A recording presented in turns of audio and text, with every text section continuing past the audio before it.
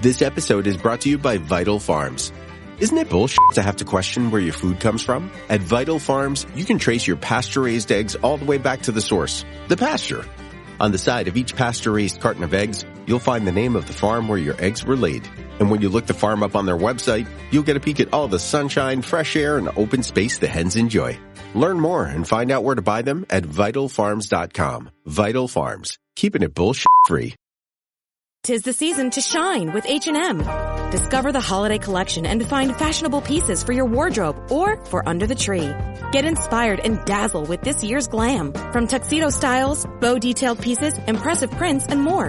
From unforgettable looks to unforgettable gifts. With fashion finds to home decor, find it all at H&M. Treat your loved ones and yourself this season. Shop in-store or at hm.com.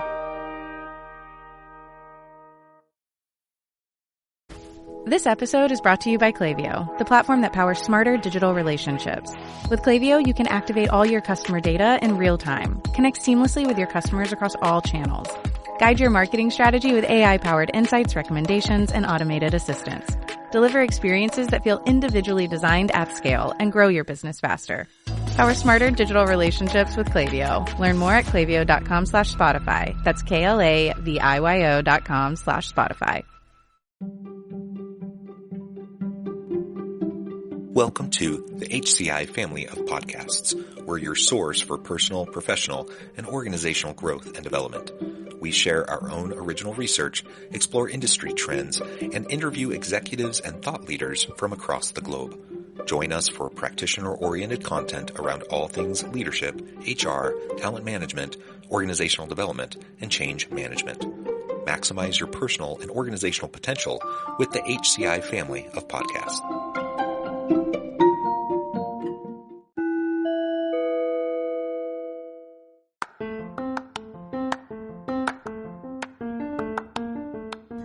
Welcome to the podcast. In this podcast episode, I talk with Kimberly Gerber about cultivating a high-performing team culture.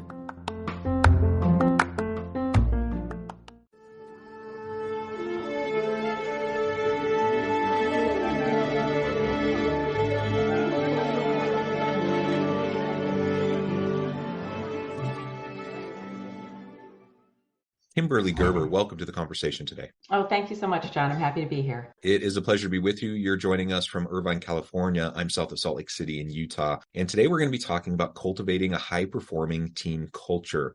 I love the idea of cultivation generally. I love high performance. I love teams. I love culture. So you combine all that together, it gets a really great conversation. I think it'll be a lot of fun. As we get started, I wanted to share Kimberly's bio with everybody. Kimberly Gerber is the founder of Accelerate, an innovative leadership development firm specializing in coaching and training executives and their teams. For 30 plus years, Kimberly has helped transform the impact of more than 1,700 leaders across industry-leading companies, including Verizon, Blizzard, UCLA, Whirlpool, and many others. The creator of several innovative leadership development programs, Kimberly helps executives create strategic vision, build strong cultures, elevate leadership presence, and finesse communication to strengthen their impact on teams and organizations.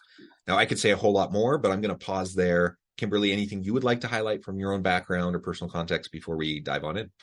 Sure. I think that just one thing really, and that is that before I started Accelerate and doing all of this work, that I was an executive myself. I worked in Fortune 500 companies in marketing as a marketing director. And just being a student of what motivates people from a consumer perspective, it really got me. I was really intrigued about what made leaders, kind of the difference between a poor leader, a medium, like kind of a mid leader, and a great leader. And it really all came down to communication, which of course, as a marketing person is something that, is near and dear. And so a lot of the things that we teach and train and coach leaders around really comes from that perspective of how do you get people to do things? How do you get a team to come together? How do you get people to want to follow you? And it's really all through that lens of marketing and communication. Yeah. Well, wonderful. Thank you for that background and your executive experience as well as your consulting and coaching experience is tremendous. And I really appreciate you taking your time out of your busy day to share your insights with me and my audience. Now let's dive right on in. to this idea of cultivating high performing team culture. I mean, on the face of it, it sounds awesome. Like I don't think anyone would disagree with this notion that yes, we want to have high performance. We want to have a really healthy, dynamic culture, recognition that it doesn't just happen. Like you have to do things to develop it, to maintain it, to sustain it. What do you mean, just as a way of framing out as we start the episode, what do you mean, by this idea of cultivating a high performing team culture? When I write that and say that and speak to that, what I'm talking about is when a group of people come together with a common purpose and actually can make decisions together, execute together in a way that serves not just an individual group or, line of the business, but the whole business. And to do so in a way, not where, it's awesome if there's a lot of camaraderie and everyone feels friendly towards one another, but that's not the real essence of it. It's where people feel like they're coming together to work together for common purpose, and they actually do whatever it takes. Not just the fun stuff and, not just kind of going through the checklist, but really working the business together. Yeah, wonderful. Very good. So as we dive into this topic more in depth, what would you say would be some of those first steps in this cultivation process?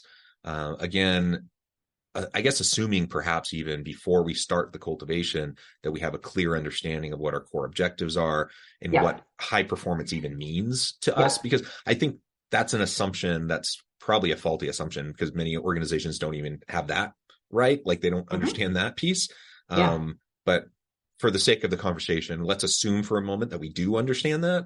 How do you start the process of cultivation? I think the process starts with a charter. And I think that most leaders don't know how to do a team charter or even that they exist and that they should do one. And so that's something that we work with a lot of teams on the chartering process. And, you can do a big chartering process and you can also do an informal kind of build as you go chartering process. But the important part is to be intentional about it. So a team leader, whether they're an executive leading a high performing team with, a lot of impact, or just a new team leader, someone who maybe has, 2, 3, 4 people for the first time, taking the time to think about not just how am I going to lead the individuals on this team, but what's the remit of the team itself? What is it that we are supposed to do? What's our purpose? And then starting from there. So we have a chartering process that we use kind of just to make it easy to really make sure that as a leader, you're thinking about all the things you need to think about. You mentioned some of them already. What's the purpose of the team? Who's on the team and why are they there? What are the synergies of the team? I think a lot of times what I see when teams are kind of not functioning at an optimal, in an optimal way is that you have a leader who may be very good at leading people, but they're leading one-to-one. And yeah, sure, they bring them together in a team meeting and sure, they do some things together, but they're not actually harnessing the brain power of the team to work together to solve problems. We do a status report, everyone's individually leading their functions or their projects, but we're not working together. And I think it does take some intentionality. So the chartering process is where I always recommend people start so that the team can kind of come together, work together to figure out what their purpose is as a group, and then how they're going to work together. So it becomes a team building, but it also lays down the foundation of how we're going to do this. Yeah, I love that. So I'm a university professor in addition to the consulting work that I do. And in my courses, I'm teaching organizational development, change management, HR, these sorts of courses. We do lots of team-based learning, applied projects, etc. And that's exactly the first thing we do. Most students don't like working in teams. Most students have had bad experiences working on group projects. And so they come with a lot of resistance. They have a lot of baggage, usually of past bad experiences. And I try to explain, like, no, you can do this well. It can be functional. It can be effective. It can be a good experience. Like, you actually can come away from this, like, being energized and excited about what you've done with your team. Yeah. And the foundation of all of that, the very first thing I have these teams do is to put together a team charter. Exactly the points that you were talking about. Now, this isn't I'm sharing, what I do in a classroom setting in a Sure. university space. But my point is, it applies in both places. Yeah. It really applies anytime you get groups of people together to try to accomplish something. Yep. And Absolutely. how often are we just not even on the same starting page? Like, we're not communicating in a way that people can even hear or understand each other. So it's no wonder that teams aren't always very effective, or why they don't perform at the level they want to. You have different styles, you have different approaches, personalities, you have different experiences and backgrounds, and it doesn't just magically happen usually, that a team's just going to magically come together, be cohesive, and work well. You have to structure it, you have to scaffold it, and you have to put intentionality behind it so that you can make sure that you can grow together. And that's what the charter provides a foundation for. Absolutely. One of my favorite parts of doing a charter, different people call it different things, but it's the road rules process, because, and that is where, the group comes together and basically says, what are the behaviors, what's important to us individually, and what are the behaviors that we all agree to that we're going to, when we work with this team, we're going to abide.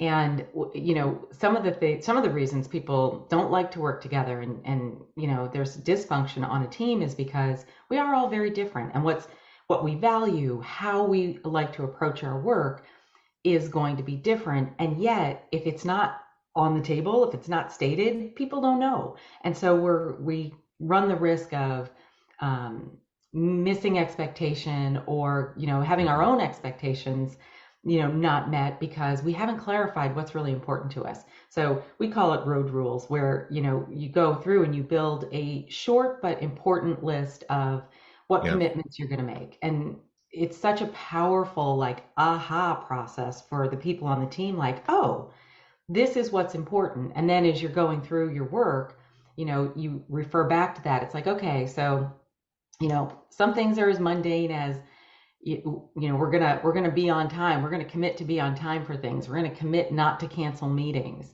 Just the nitty gritty things of how you do the work and how you behave can be really powerful to set that stage right up front.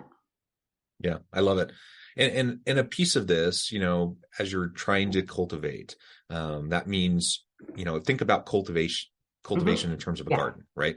You're like literally planting the seeds, you're tilling the earth, you're watering, you're fertilizing, you're doing all these things, right? So that metaphor applying into the workplace, or in a classroom setting where you're doing teamwork, or even at home, it means it takes work. It takes proactive effort to help these things be effective. Now, taking even a step back from that, I suppose we could also talk a little bit about the talent within the team. So how do you go about identifying the needs of the team in terms of skill sets, competencies, capabilities? How do you go out and find and recruit and bring in and then nurture that talent within the team? Any thoughts on how that fits into this idea of cultivating high-performing team cultures? Sure. So as part of the process, I think it's important to understand who people are. And so very commonly used, personality, talent development tools, whether it's a MBTI or a StrengthsFinders or a DISC, those are great exercises, not just for team building, because obviously they're great. You get to know one another, you get to kind of explore yourself and explore others, but they're also really powerful for helping a team see who's likely to be talented in some general areas and in some general ways. And I think that teams that are balanced, represent many styles, are going to be ultimately a lot more high performing than those that might cluster a lot of people who are very similar. Initially it can be very comfortable to hang around with, and to work with people who are very similar to us, but then we're going to be missing things. So for example, you may have a group of people that, you've got some strategists on there, people who are naturally pushing the envelope, thinking big picture, figuring out kind of like where should we go, what, and how to block and tackle, how to get rid of some of the obstacles. But if you don't have planners on your team, if you don't have people who are willing to get into the details on your team, execution is going to be really hard for a group like that. So when you talk about talent, like one of the things that I always encourage leaders to do is to figure out what are the planning talents you have on your team, what are the creative and ideation talents. And then when people are working on projects, whether it's like a team project or even like an individual, make sure you're cross-pollinating those people to be working together, even if it's just eyes on somebody else's work, just to make sure. And this is where I think that the real synergy and power of teams comes together is when a team, any leader on a team or any person on a team is willing to say, I need this person over here to help me with my project because they're better at that than I am. Mm. There's going to be this thing missing if I don't have this other person kind of helping me with my project. And when you've got a team that's hit the high performing stage, when they come to the table and they bring people into the work that they and their groups are responsible for from across the team, or they throw things out and they say, hey, this is where we're at, we're stuck, who can help me solve this problem? Because that is risky, and it signifies that you've created a psychologically safe environment for a team to actually put themselves out there and say, hey, the people at this table might see something I missed, or they might be better at something than I am. And when you can do that, and when people all around the table are doing that with their work, you are going to get a better lens on the business. You're going to have better decisions, and people are going to ultimately enjoy their work a whole lot more. Yeah, for sure. And I literally, before talking with you, was at a conflict resolution workshop, which was super interesting. Lots of really great things were shared. But I couldn't help, the whole time it was like, how can I proactively approach as a leader? And the whole time, and I didn't want to derail the speaker or anything to get them off of, their core points, because, they had their core objectives. But one of the thoughts I had that was kind of underlying how I was responding to a lot of what was being shared was, what are the strategies? It's one thing for me as a leader to proactively think, okay, what are the healthy ways to approach conflict? With emotional intelligence, creating psychological safety, doing it in a way that's going to maximize performance. It's one thing for me to recognize some of those things and to try to do them proactively, create a good dynamic for my team. But we've all been there where we've reported to people who don't get it or don't understand it or don't have the skill sets or ability to do it. Yep. And there's a power differential. And so, you're trying to resolve conflicts within your team, but maybe you're the team member and the team lead is the one causing the problems. Any thoughts on general strategies, how we could go about tackling that? Because a high performing team, they're going to need to work well together. But if there is some sort of hierarchical power differential, there also has to be a way to navigate that as well. Yeah. So you put a lot out there.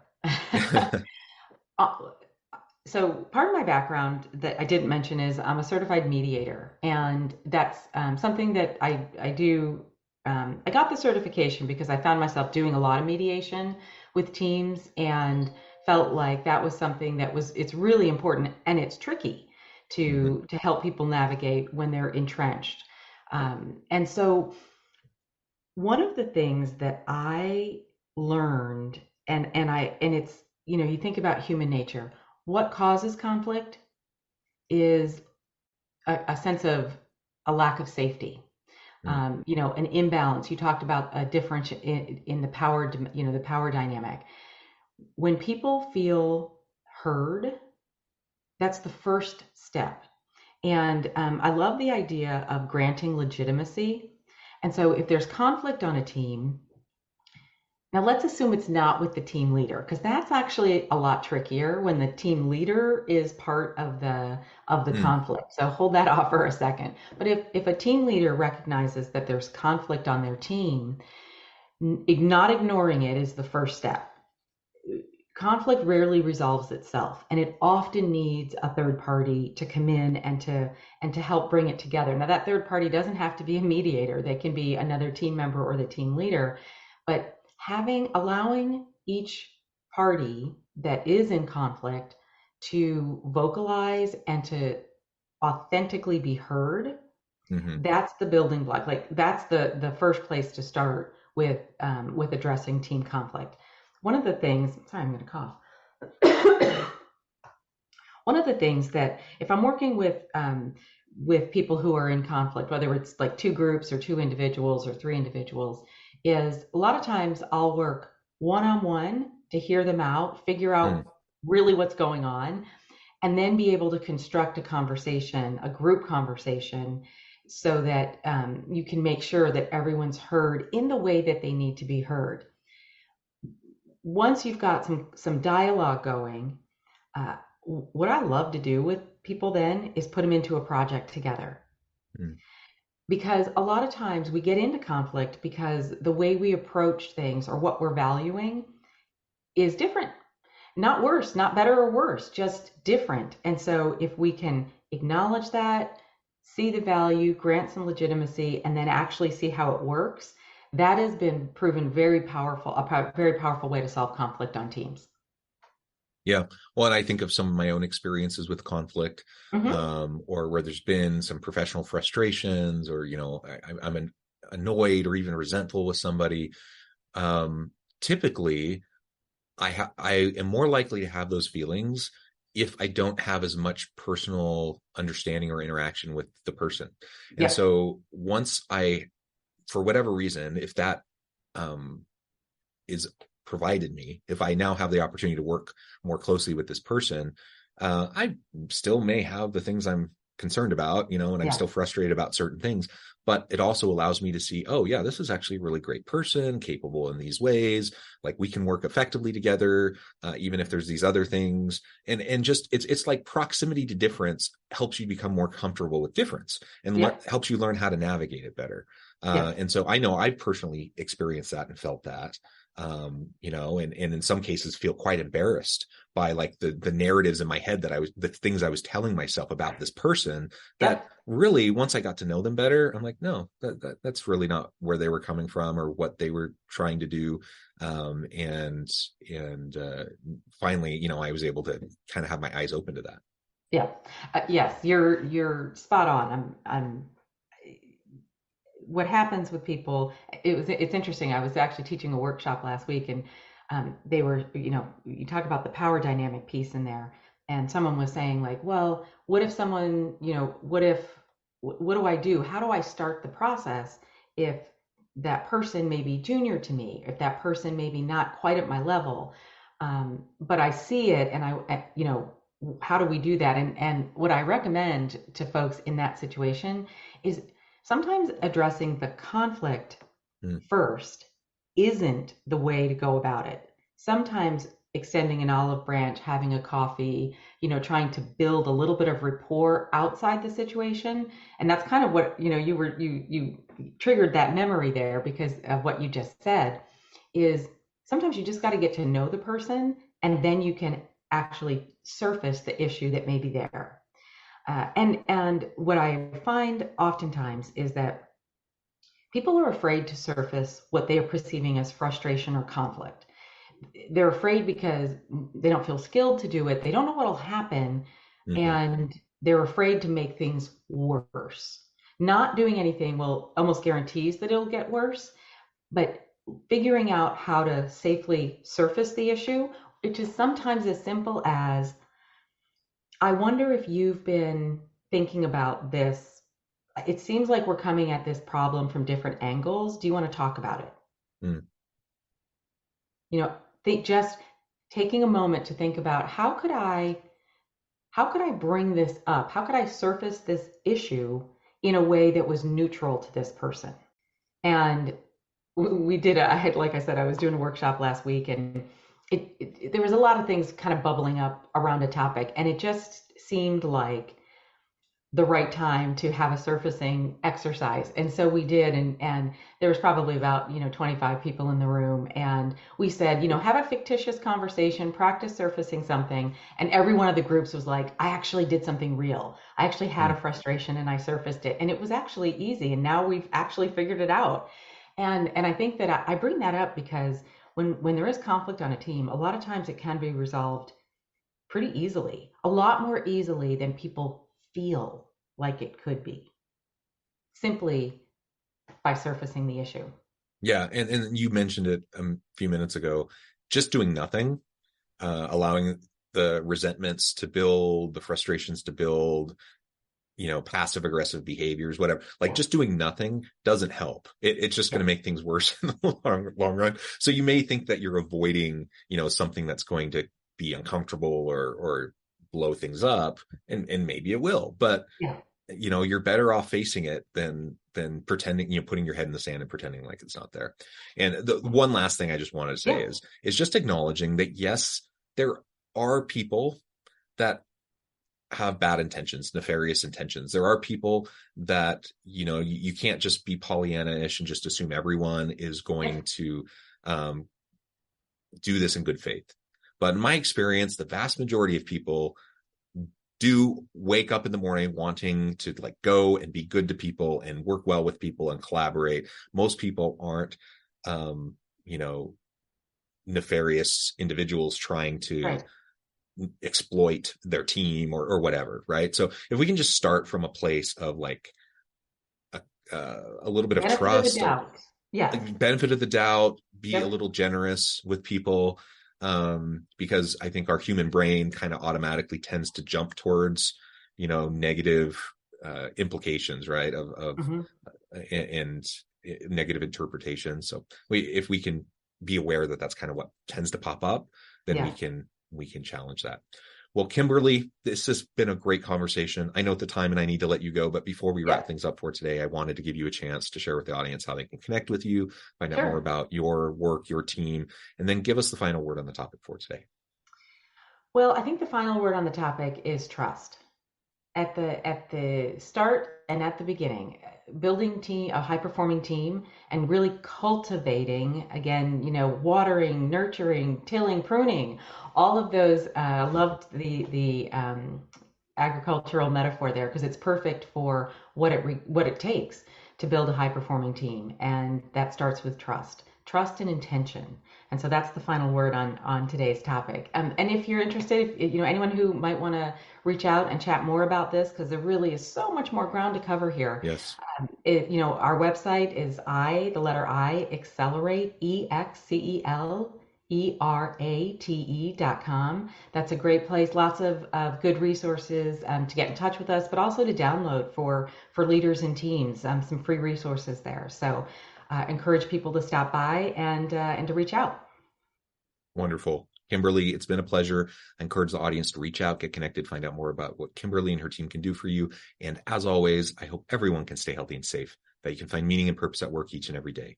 And I hope you all have a great week.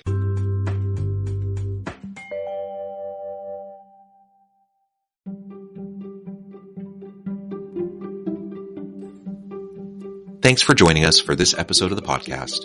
We hope you stay healthy and safe, and please join us again soon.